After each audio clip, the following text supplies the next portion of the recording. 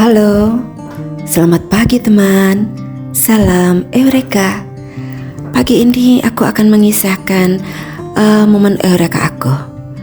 Jadi teman, pernah gak sih kamu belanja ke pasar? Aku sering ya. Jadi aku tuh sering ngalamin ini kalau aku belanja ke pasar. Dan aku juga mengamati pola-pola ini pada orang-orang lain juga. Jadi ketika kita belanja ke pasar, kadang mungkin uang kita kurang ya, mungkin kita bawanya ngepas, misalnya kita cuma bawa 100.000, ternyata kita belanjanya pas membayar tuh masih kurang 1.000 misalnya. Ini kurang 1.000, uang saya habis. Terus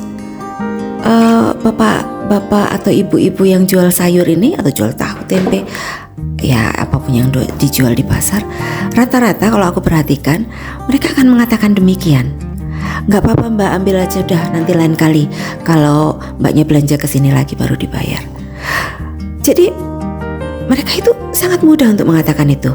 Ya kadang mungkin seperti ini, gak selalu karena kehabisan uang ya. Kadang seperti misalnya Ratsna bawa uang 100.000 lalu aku bayarkan ke tukang sayur atau tukang yang jualan makanan di pasar. Mereka gak punya kembalian. Jadi aku bilang, gimana nih kalau nggak ada kembalian, saya nggak ada duit pas, gimana ya gitu. Terus mereka dengan santainya bilang, yaudah mbak, nggak apa-apa, bawa dulu, bayar besok nggak apa-apa, kayak begitu. Mereka kayak nggak ada beban waktu mengatakan itu, kayak tidak ada satu rasa ketakutan di dalam diri mereka bahwa kita nggak akan balik lalu bayar ya. Karena kan mungkin ada orang yang haji mumpung ya, yang mungkin wah kebetulan nih besok gue pura-pura lupa aja deh ya. Mungkin ada some people like that. Nah itu aku alami ya ketika aku belanja di pasar. Lalu ada satu pengalaman lagi yang kebalikannya pola-pola tadi. Jadi pernah aku mendapatkan sebuah cerita, temanku ini belanja ke toko besi. Lalu ketika dia membayar, itu masih ada kekurangan sebesar 500 rupiah, hanya 500 rupiah. Lalu ketika teman ini pulang, dia pikir ya sudahlah 500 rupiah, nanti saya pulang dulu, saya mau ambil uang itu. Karena si yang punya toko nih sepertinya keberatan kalau tidak dilunasi full. Jadi si temanku ini pikir pulang dulu ambil duit 500. Tapi rupanya dia mungkin agak tertunda karena ada kegiatan, jadi dia gak langsung balik ke toko orang itu. Lalu rupanya orang itu mengirim pegawainya untuk menagih 500 rupiah itu, teman.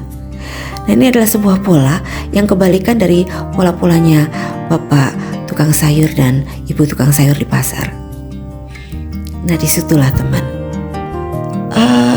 akhirnya momen aku muncul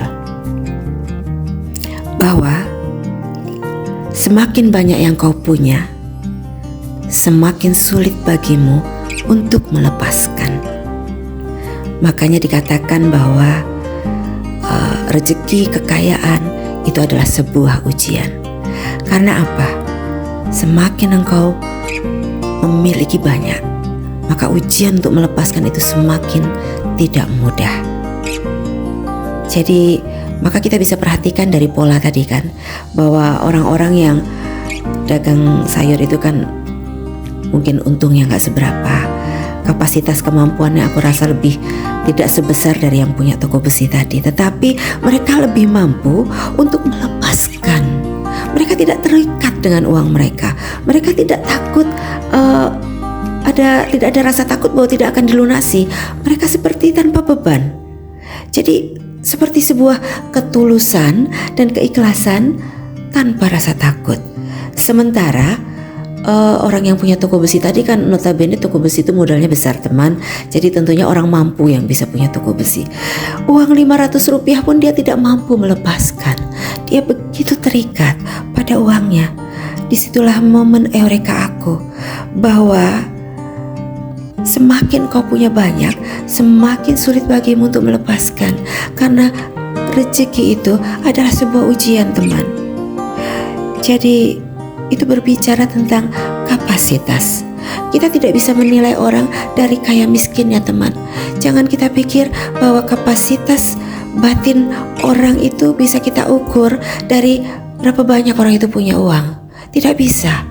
Kau perhatikan mereka-mereka yang sederhana itu, mereka punya kapasitas batin lebih besar daripada orang yang tadi kaya itu, yang punya toko besi itu tadi. Jadi kata kapasitas batin seseorang, kita nggak bisa ukur dari berapa banyak kekayaan atau kekayaan yang mereka miliki. Bahkan justru ternyata mereka-mereka yang sederhana ini punya kapasitas batin lebih besar untuk melepaskan, untuk memiliki ketulusan dan keikhlasan.